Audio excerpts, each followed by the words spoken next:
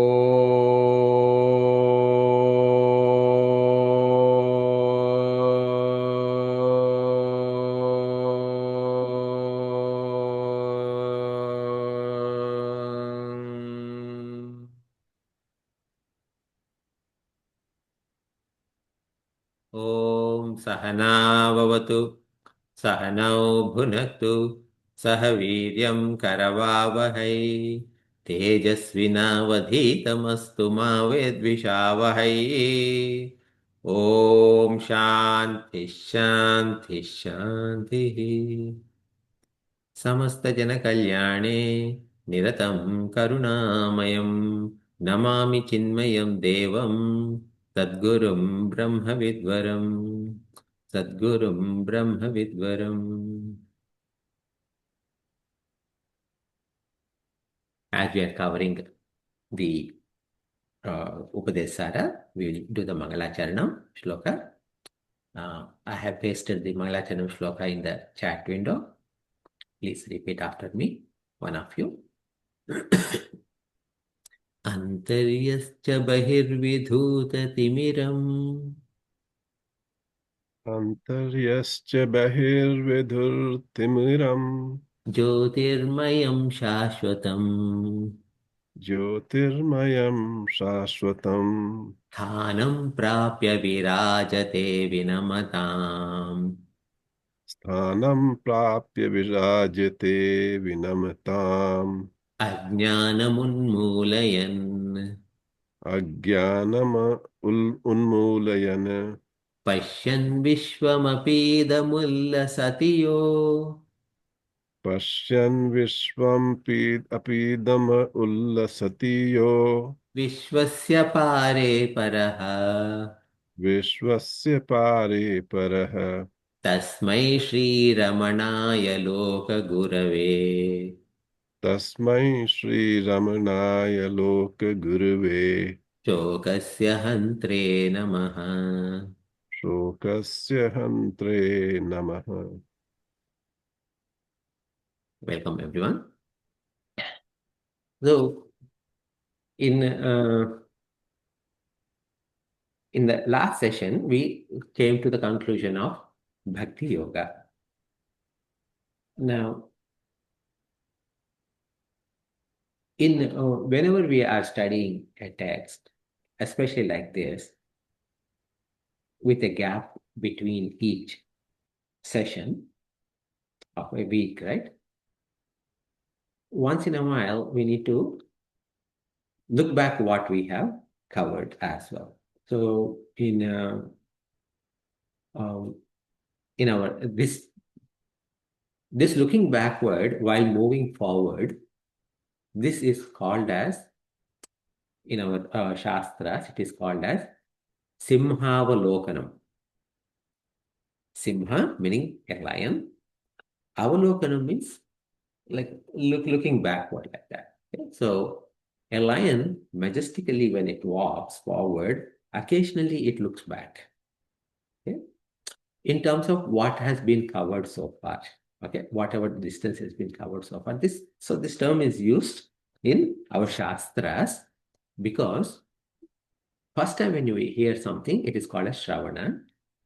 But when we are studying it again, the same thing, it is called Punah Shravana. Punah Shravana means studying again or like reviewing again. When we are doing this reviewing so the review or second review or multiple reviews, then we are not really learning something new, but we are thinking a little bit more about what we heard. So this is hence this also becomes mananam. Okay? So that's so we'll do a little bit of a overview of Bhakti Yoga before we go to the next shloka. So in Upadesha Sara, Bhagavan first three verses were covered by Ramana Maharshi for Karma Yoga, where he mentioned that karma, if it is performed on its own, for its own sake, it will bind us. But on the other hand, if we perform the karma with the attitude of karma yoga, where we don't expect any results and we do all service, okay, all our service to God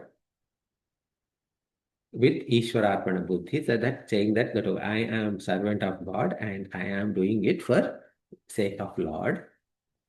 And whatever comes, that is Lord's prasada, and we only perform the required duties. When we do that, that on the other hand will help. Now, from verses 4 to 9, Bhakti Yoga comprehensive presentation has been given by Ramana Maharshi. Now, when we say Bhakti, typically people think that Bhakti is devotion to God as sitting in front of a murti and doing prayer. Bhakti Yoga actually is not devotion to God. Okay? It is, in fact, the bhakti or the devotion is common in all four paths. Okay? Whether it is karma, bhakti, raja, jnana, all four, bhakti is a common element. Just now we talked about karma yoga. In karma yoga, Ishwararpana buddhi and prasada buddhi, meaning everything and that I'm doing it is for God, and whatever benefit I get is God's grace, right? So those kind of attitude is required. So bhakti is there. Similarly, in Raja Yoga also there will be bhakti, and Jnana Yoga also is bhakti is embedded. When we come to that, we'll see that. So now Bhakti Yoga basically is referring to, now what exactly is Bhakti Yoga then? It is referring to some kind of a practices that we perform on a daily basis. Now, when we say performance, certain practices, these practices we call them as sadhana. Now, these sadhanas are undertaken by us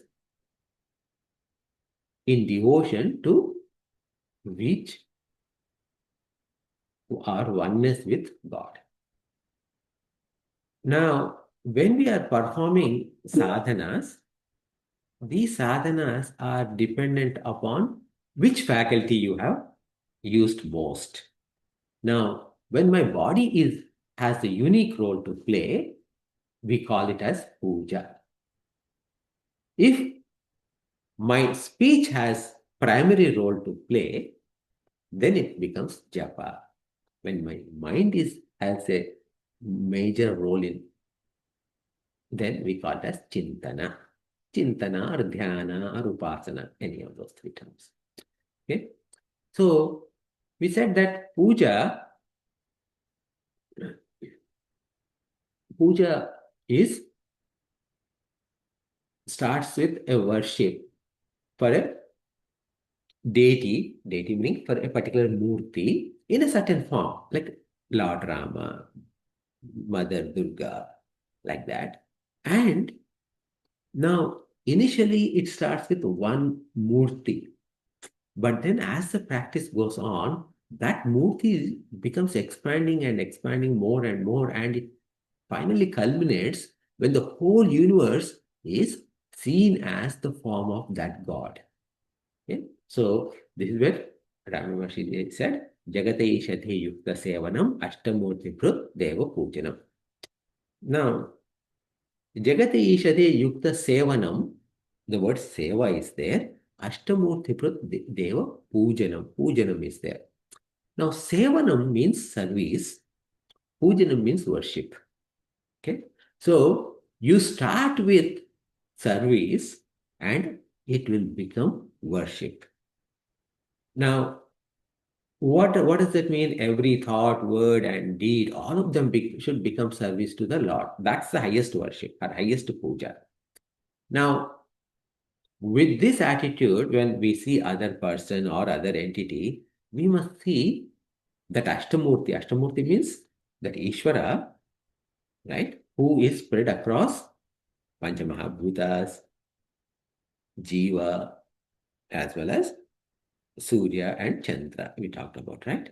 So we should see everyone is that Murti. Now, but I cannot see other person like this. Okay, so how can I see Bhagwan in other person? So that is where seva comes in play. Okay?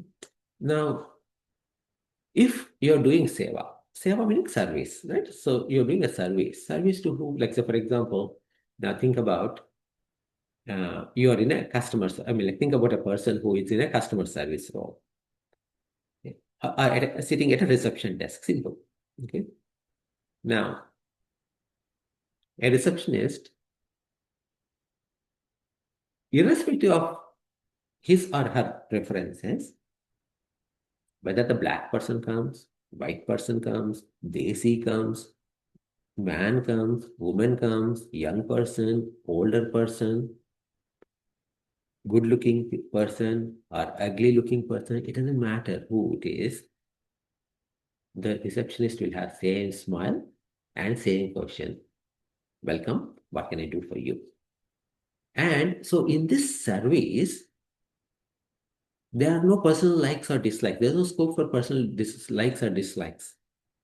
In this service, there's no personal motives. Okay? So when we say seva, I must perform the seva. So I must perform this seva or service to the other person as my worship to the God. When that level of purified mind is there, one can enter into japa. Remember, like the thought flow is puja is for the body, japa is for mind. Sorry, japa is for speech. Now we said japa can also be stotram, bhajan chanting, stava, all of those. These are in addition to ucha, manda, chittajan japa. Okay.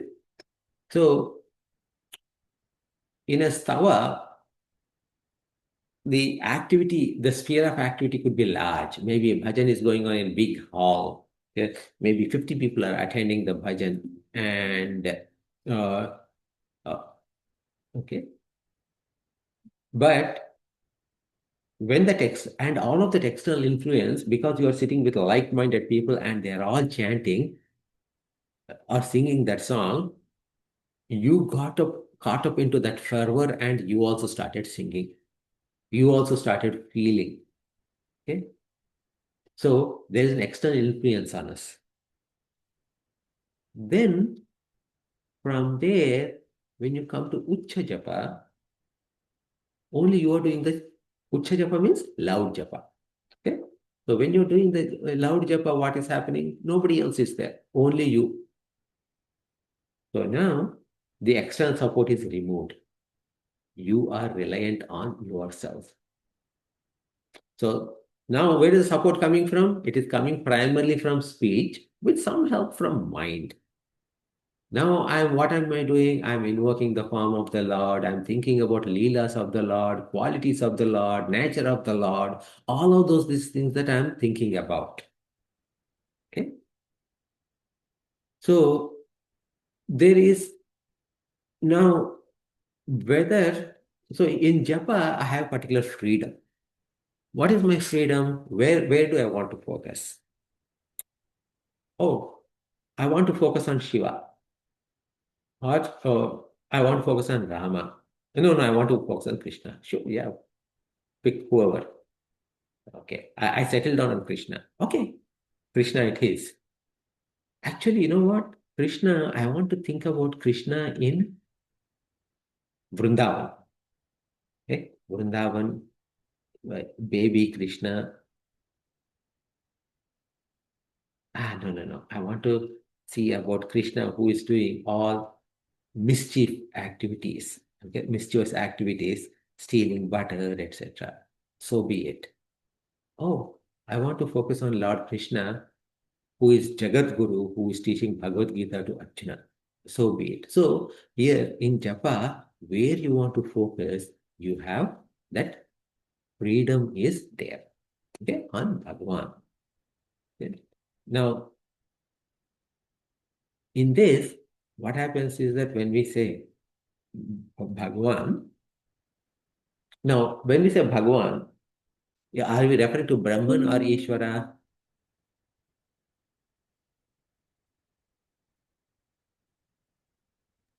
Ishvara.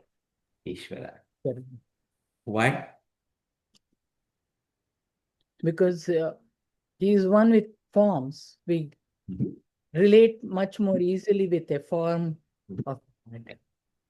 Yeah. So, Bhagwan, one of the definitions of Bhagwan is Utpatti cha vinasham cha. Cha means and. Okay. Utpatti means one who is responsible for creation.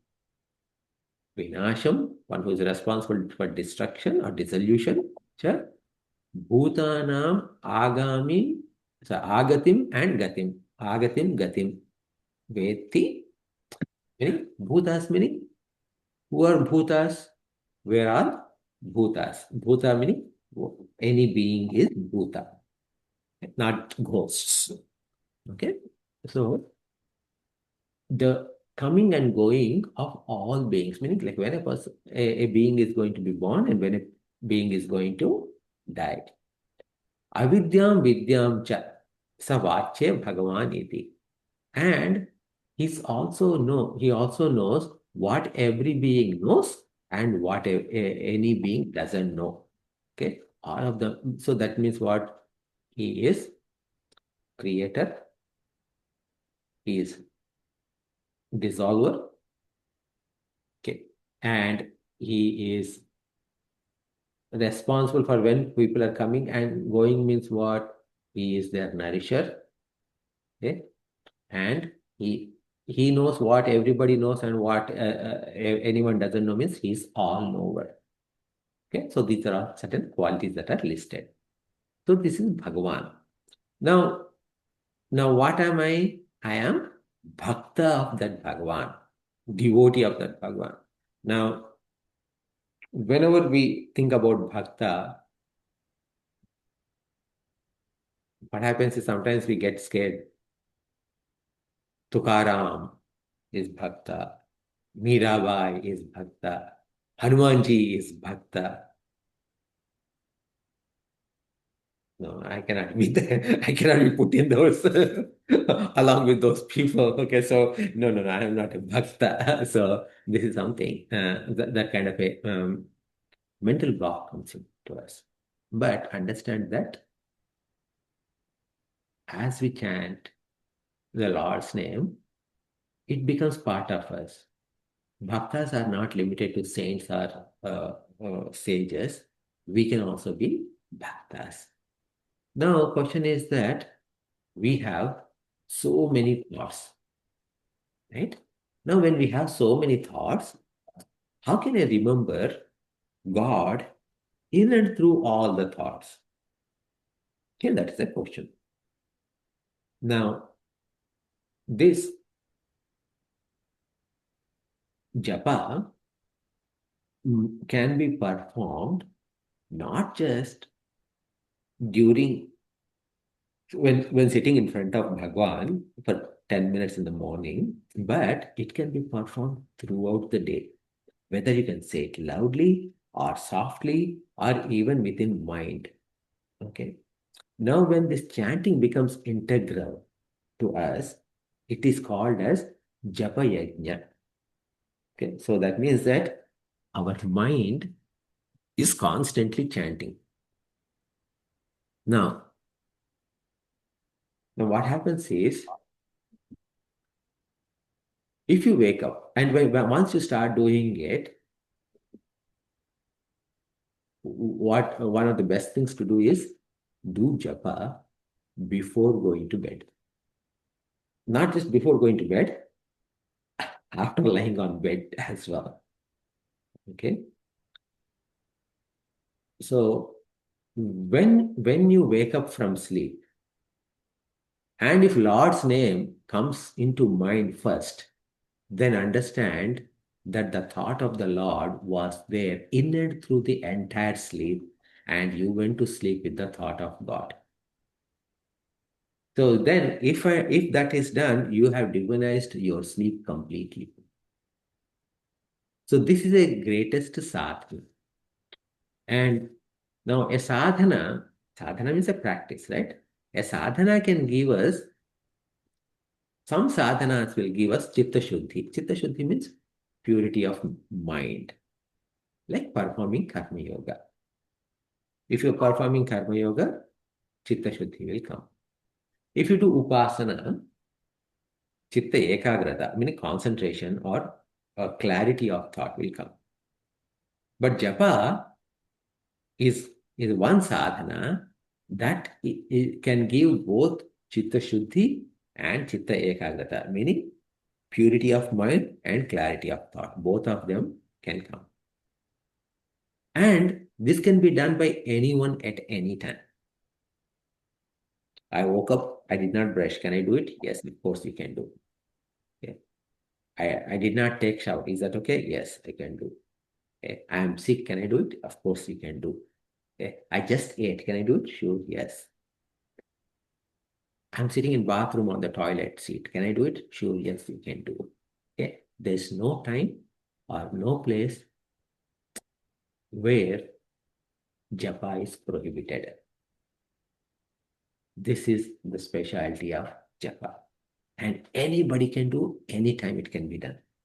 In fact, this japa yajna in Bhagavad Gita, Bhagavan says that when he's in chapter 10, when he's talking about Vibhuti Yoga, about all his Vibhutis, all his glories, he says, Yajnanam Japa Yajñoksmi. Among the yajnas, I am Japa Yajna. That's what he says. Okay? So, because there he will be saying that among the Maharshis, I am Bhrigu Maharshi. And among the Pandavas, I am Arjuna, like that. He gives all of those. So, there, when he says that, in terms of when I want to tell Arjuna asks Krishna, Krishna, I want to understand your glories. Yeah. So when he's giving the list of these glories, look at these yajnas that can be performed. Different type of yajnas can be performed. Ashwamedha yajna, Putra Kameshti yajna, this yajna, that yajna, all of those yajnas to go to Swarga, etc. But the best among that is Japa Yajna, and I am that Japa Yajna. That's what Bhagavan says. So so this Japa, the chanting, that name of the Lord, as and when possible, how much ever possible, okay, that will lead us into dhyana also. Okay, so this Japa itself will culminate into dhyana. Now, when we talk about dhyana, what is the difference between Japa and dhyana? Japa is Silent. speech. Dhyana is done Mind. the mind. Now, so now we moved from, in Bhakti Yoga, we're talking about stava. We talked about stava, which is like bhajan, etc. We talked about Ucha Japa and Manda Japa. Now we are talking about Dhyana. This Dhyana is classified into two categories: Virala Dhyana and Sarala Dhyana. Virala Dhyana means something that goes in spurts. Okay, it happens and it stops. Sarala Dhyana means it goes smoothly and continually. So obviously, our dhyana starts as Virala Dhyana and matures into Sarala Dhyana. So, and for that, obviously, it takes, if I started doing dhyana today, it won't become Sarala Dhyana tomorrow. It will take a while. Okay? How long is it going to take? It depends upon our previous practices. Okay, our maturity, our mental maturity, and our readiness. Depending upon our mental readiness, it will take few days to few decades. Okay? Now, in this dhyana, two examples were given. One is ajadharaya, other is srotasa samam. Okay, so aja dhara is referring to flow of ghee. In flow of ghee, what happened? That ghee continuously goes and goes and goes, right? That is best. Now, srota is referring to, actually, interesting, srota is referring to water, river. Now, river, in some places, it is 2 miles wide. Right? Say, for example, in New York, if you are driving on George Washington Bridge, the bridge is about I don't know, it's like so wide. The same Hudson River, uh, in some other places, it is probably like quarter mile wide. Okay. So similarly, Ganga River is also like that. If you go to Uttarakhand, there will be times where you would cross Ganga in 2 minutes. Okay, because it is just a stream. And then in Calcutta, Howrah Bridge is very famous. Okay, so the same Ganga, different places, different sizes. And then what is happening when this river is going? If river doesn't go just like that. I mean, it's not like a straight line that goes from the Himalayas to ocean. Rather, it has got a lot of twists and turns. Why these twists and turns? Because it has experienced some obstacles. Whenever an obstacle has come, it went around, it went this way or that way, and it overcame that obstacle. Now, in Virala Dhyana, in our starting time, when we are starting our thing, right, we are going to face a lot of obstacles. Okay? Don't think that Virala Dhyana is lower than Sarala Dhyana. Okay? In fact, we are actually putting more effort in during Virala Dhyana period to get into Sarala Dhyana because we are facing a lot of obstacles, mental obstacles, which are disturbing in nature, and we are overcoming all of those obstacles as we are continuing to do our dhyana. Okay, so this is Virala Dhyana and Sarala Dhyana. This is with respect to the process of meditation. Now, with respect to the object of meditation, what were the two categories that were made? Bheda Bhavana and Abheda Bhavana. Bheda Bhavana means I am different. Bheda means different. Abheda means non-different. Okay? Feeling that I am different is Bheda Bhavana. Feeling that I am not different. Not different with who? With respect to God. Is Abheda Bhavana. So Bhavana is a thought. Okay, a thinking process. So now this, when we are doing this Bheda Bhavana or Abheda Bhavana, what exactly we are doing is that we are doing a Upasana. Okay. Now when we are doing this Upasana, there is again what exactly is Upasana? There's a definition for this Upasana. Okay. And the definition goes something like this. Actually, let me look at it and read it. उपासनं नाम यथा शास्त्रम् उपास्यस्य अर्थस्य विषयीकरणेन समीप्यम् उपगम्य तैलधारवत् समानप्रत्ययप्रवाहेण दीर्घकालं यथासनं तत् उपासनम् आचक्षते. That's a long statement, but we can break it down. Okay. Upasanam nama yatha shastram. Okay. So what exactly upasanam is? As instructed by Shastra, Yatha Shastram, okay, as instructed by scriptures. Upasyasya. Upasya means object of upasana is upasyasya. Okay? So, for example, if you are doing Gayatri Upasana, okay? Om Bhurбhuva Swaha Tatsavitruvarenyam Bhargo Devasya Dhimahi Dhiyo Yona Prachodayat. You continue chanting, chanting, chanting. So, what is the Upasya? Upasya is Gayatri Devi. If you are chanting Om Namah Shivaya, then what is the Upasya? Shiva. Okay? So, Upasyasya Ardhasya. So, you need to understand the meaning of the object of Upasana. Okay. So, oh, I'm doing Gayatri Japa. Oh, very good. I don't know what is this Gayatri. Tell me a little bit of who this Gayatri is. I don't know either. I was told to do this. I am doing it. I was told by my priest or my teacher or my father that do chant Gayatri Japa, that is going to help you. That's why I'm chanting, but I don't know the meaning. Then that is not upasana. It is you're just chanting. It has got its own benefit, but it is not upasana. Phala is not there. Okay? So we have to perform this upasana as instructed by Shastra, understanding the meaning of that object. Okay? Vishayi karanena samipyam.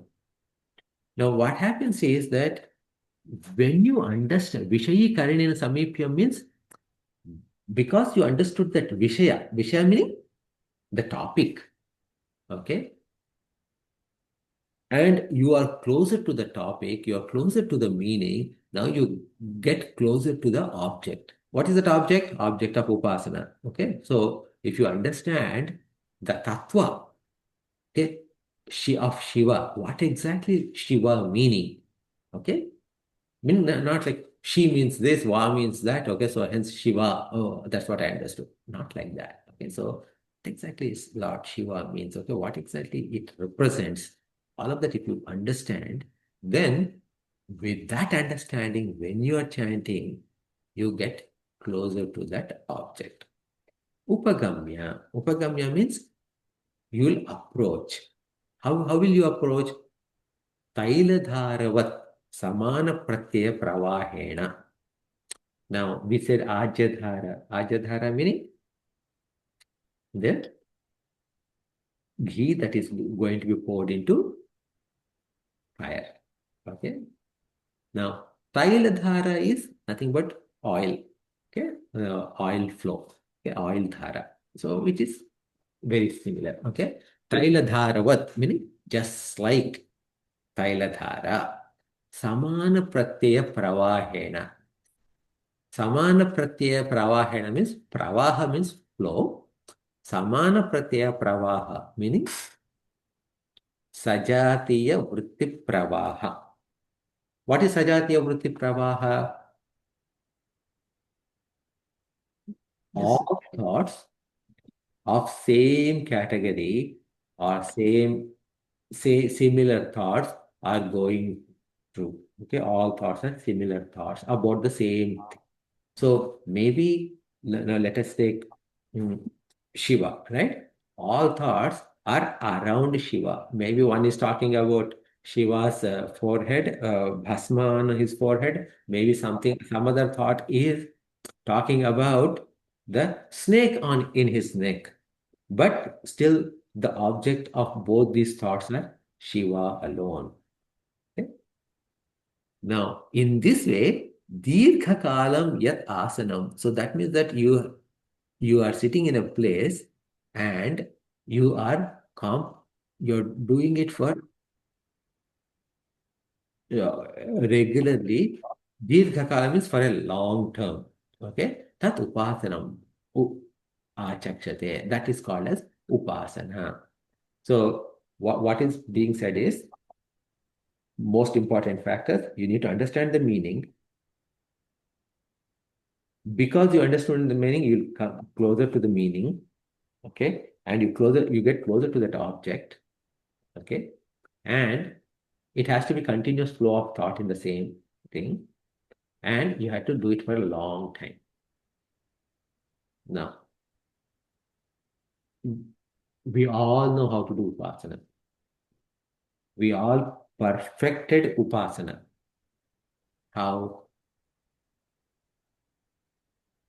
Think about your child.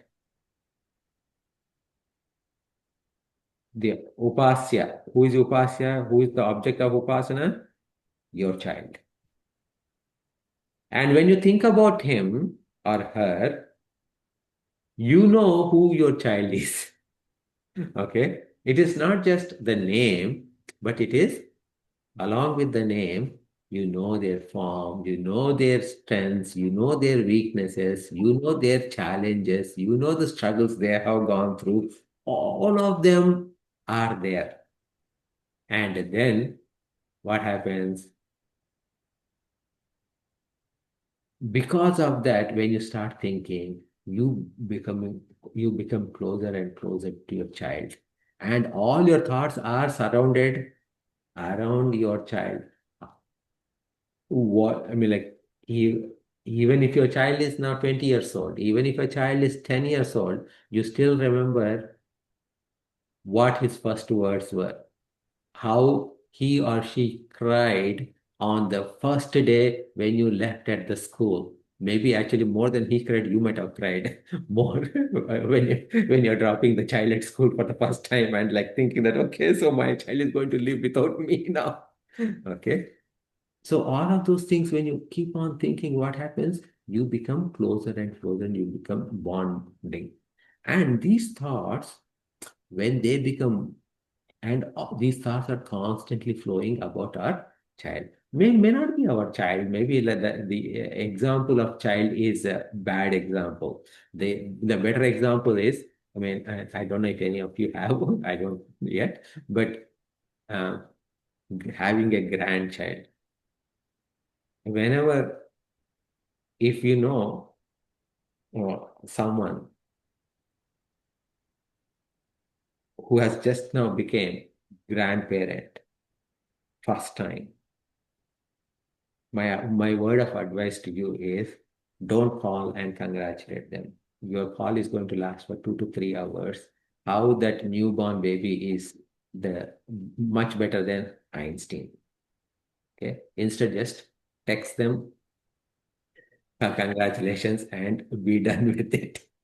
Okay, otherwise you would be losing 2 hours of your life. Okay. And if you call them again tomorrow, again, it will start again, all of that. So that is what is happening is that Upasana is happening. So this Upasana, I mean, the whole thing, like what I'm saying is the important aspect of Upasana is understanding the meaning of what you're chanting. And that chanting should remind you of the meaning. And that meaning should give you more clarity. The more clarity you get, the more you know, the more you love. The more you love, the more you want to know. Okay? So this is knowing and learning. Okay? Knowing and loving, they go together. Okay? The more you know, the more you love. The more you love, you want to know more. Okay? This is true in all cases. Even in terms of dating also, it is the same thing. You want to know about this girl or this boy, okay? The more you know, the more you like that person. The more you like, you want to know more about that person. So in the same way here, with respect to Bhagwan also, the more you become close, you want to know more. Okay, so Bhagwan Ram. I only heard about the stories, but just last week, finally I finished reading Tulsi Ramayana. Wow, what a book, what a wonderful book. Okay, so you know about Bhagwan Ram now? Yes, yes. You're all set? No, no, no, no. Now I want to read Valmiki Ramayana. I want to know what is said about Rama in Valmiki Ramayana. I heard that these two books are two different styles, so I want to know that book also. After that, are you all set? No, I also heard about Adhyatma Ramayana written by Vedavyas himself. So I want to do that as well. So what happens is the more you learn, the more you want to learn more because you start loving the Bhagwan. So that's why like the concept, the core capability, a core feature of Upasana is know God, understand the meaning, and then chant. Okay. So, and this how this upasana has to be done, etc. They're given in so many shastras, okay, and by comprehension, right? You become closer and closer to upas, okay, upasya. Now, in this upasana, what is happening is, remember, we're talking about bheda bhavana and abheda bhavana, right? So, in this, where does upasana fit in? It fits in bheda or abheda? Heda. Bheda bhavana. Okay? Only when you're thinking that God is different from me, this upasana comes into play. So this upasana is when with bheda bhavana it is done, it is called as sagunopasana. Saguna meaning with gunas. Okay? Or saguna brahma dhyana. Okay? It is also called as sopadhika dhyana. Sopadhika meaning sa upadhika dhyana, meaning with including all the upadhis of God. Upadhis meaning form of the Lord, object, quality of the Lord, etc. Okay. So sometimes the sopadhika dhyana may not have form, but qualities can be given. Okay. For example, think about Shiva. When I say think about Shiva, what comes into your mind? Lord Shiva with three eyes. The third eye is here. Water coming from head. All of that. Think about Brahmaji. Immediately, four heads. Vinayaka, elephant face. Okay, like that. Now, think about Ishvara. What comes to mind?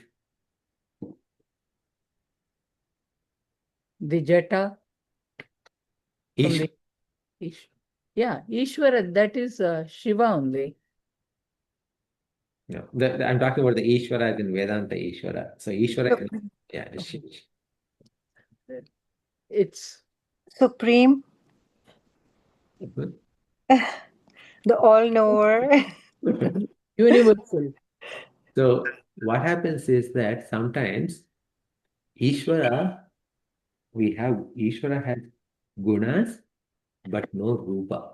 Ishvara doesn't have any rupa. So you can call the Brahma, the Trinity, Brahma, Vishnu, Shiva together as Ishvara. Okay? But anyway, so now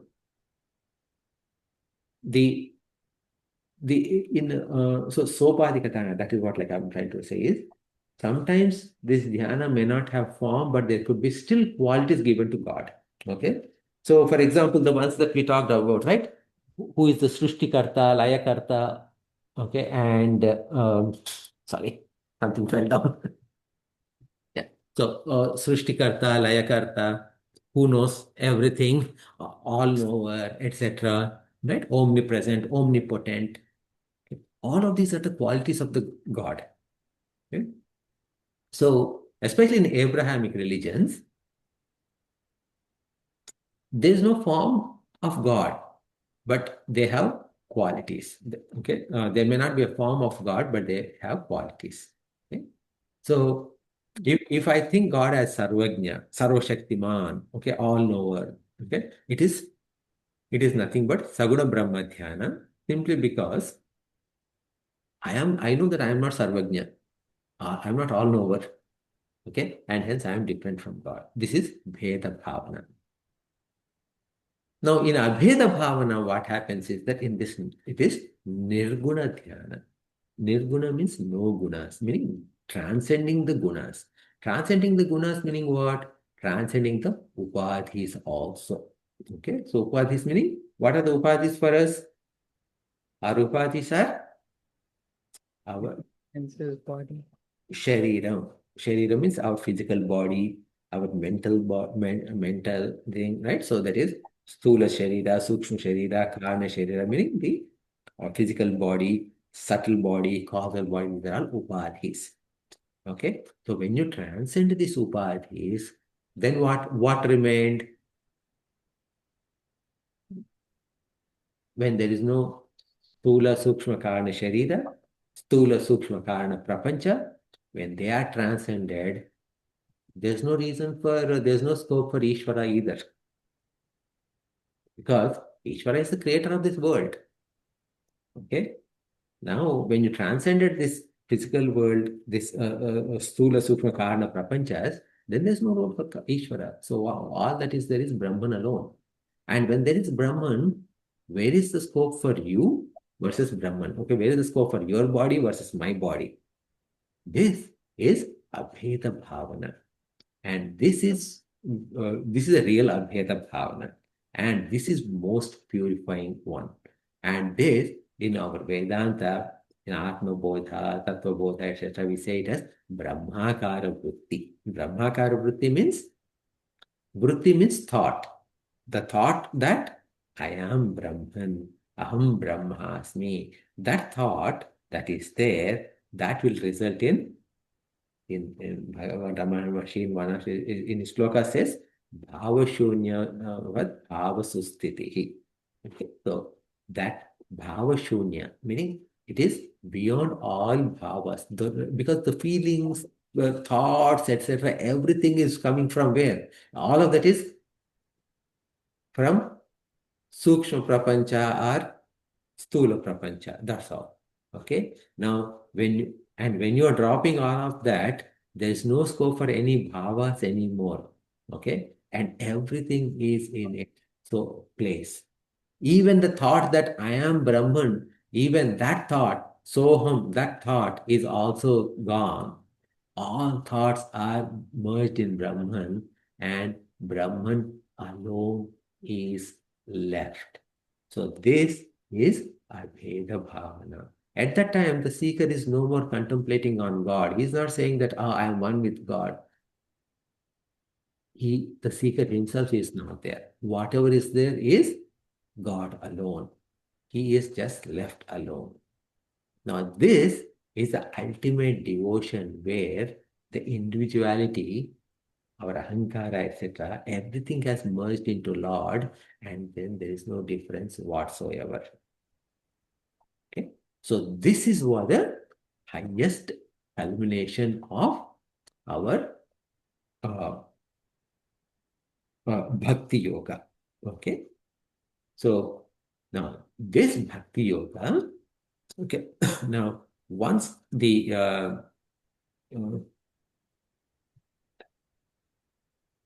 hold on 1 second. Yeah, so this bhakti yoga, what happened with this bhakti yoga? So when this bhakti yoga is done, okay, what does it result in? It results in Rusthale Manaha Swasthata Kriya. Bhakti Yoga Bodhascha Nishchitam. This is the 10th shloka. Okay? So this is the result of Bhakti Yoga. Not only the result of Bhakti Yoga, it is the result of Karma Yoga. It is the result of every yoga. So, Prut we mentioned in the last session also, right? Prut. When Bhagavan is talking about Prut, understand that from your from Vedanta, we should immediately translate it as Atma, self. Okay? Don't think like Prut is heart. Oh, heart means is he talking about physical heart or something else? Okay, or is he talking about mind, intellect? No.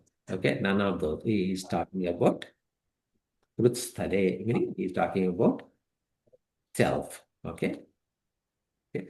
And when the mind rests in truth, okay, that is susthiti. It is utter ease of mind.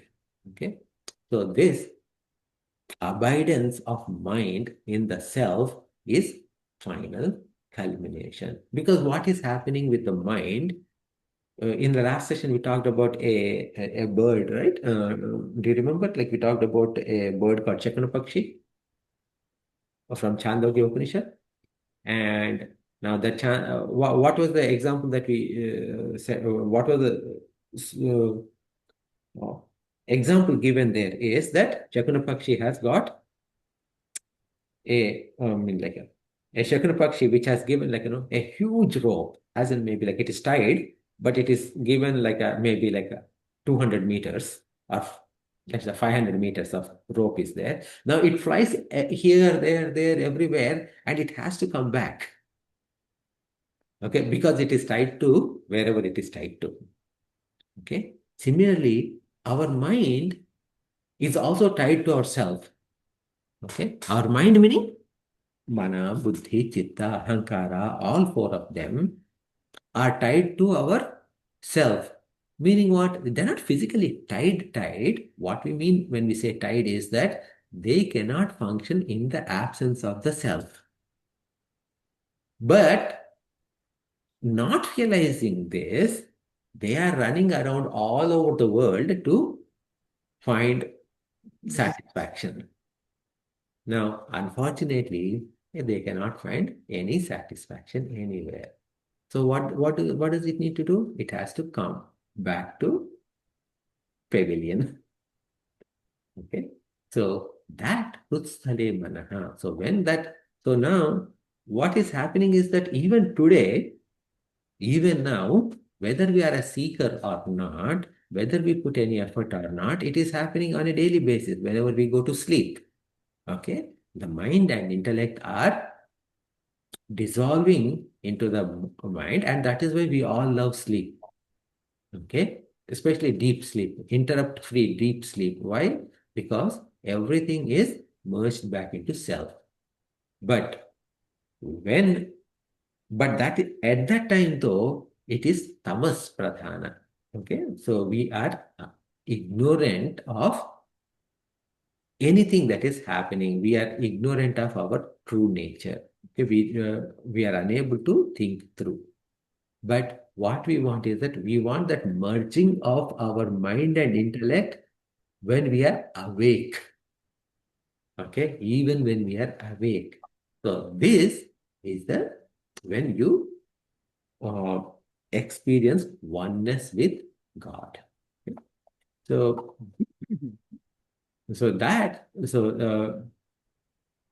actually, our teacher from Advainandaji knows I mean, like I think he's Tamilian, but he also knows Malayalam. So he read this book, Upadesha Sara in Tamil also, and he said that this shloka, this Vussalayamana Swastata Kriya, it has got a little bit more clarification in Tamil composition, where from where I mean, like he translated something in these lines. From where it is arisen, in that very place, when the mind is fully resting, this is the culmination. That's what it is. That's how it is said in uh, Tamil. So, because I mean, Upadesha Sara, remember, like this is first written by Ravana Maharshi ji in Tamil, and then later it is translated to other languages. So what he's saying about is this mind, wherever it is rising from, in that very place, it has to fully rest. And that is the culmination. Okay. And swasthya, meaning it is ease. It is physical ease as well as mental ease. And this shloka, because it is placed between, after covering two yogas, that is Karma Yoga, Bhakti Yoga, and before covering Raja Yoga and the Jnana Yoga, this shloka has a particular speciality. It comes under a category called Deheli Deepanyaya. Okay. Deheli Deepanyaya means Deheli means threshold. So in villages, if you think about in olden days, if you put a light, okay, back in the olden days when there was no electricity, if you put a light bulb or whatever, like a light on at the threshold, what happens? It shines light both inside and outside. Okay. So this verse has the same effect in the sense that this verse is valid for the yogas that are already covered, Karma Yoga and Bhakti Yoga, as well as the next two topics that are going to be covered. Okay, so that's about this shloka. So it's already 8:30. So I'll pause here and see if you have any questions based on what you heard so far today.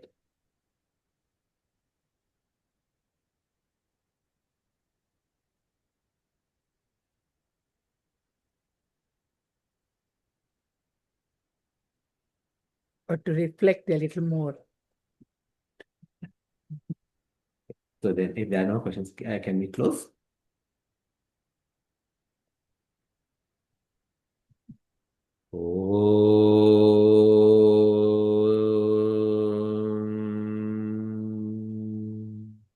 पूर्णमदः पूर्णमिदं पूर्णात् पूर्णमुदच्यते पूर्णस्य पूर्णमादाय पूर्णमेवावशिष्यते ॐ शान्ति शान्ति शान्तिः हरिः ॐ श्रीगुरुभ्यो नमः हरिः ॐ Thanks everyone. Have a good evening and good night, and we will